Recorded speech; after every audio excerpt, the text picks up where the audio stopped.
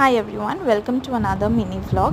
আজকে উইকেন্ড ছিল and or ডেন্টিস্টের appointment ছিল, তো ফার্স্টেই আমরা ডেন্টিস্টের কাছে চলে গেছিলাম অ্যান্ড দেন ওখান থেকে স্ট্রেট আমরা সাউথ সিটি মল চলে এসেছিলাম।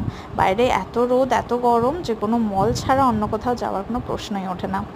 অ্যান্ড ও একদমই ক্যামেরার সামনে আসতে চাইছিল না বিকজ ওর দাঁতে ভীষণ ব্যথা ছিল। সো আমরা প্ল্যান তো করেছিলাম যে প্রচুর কিছু খাবো, বাট আলটিমেটলি ওর দাঁতের ব্যথার জন্য কিছুই খেতে পারিনি।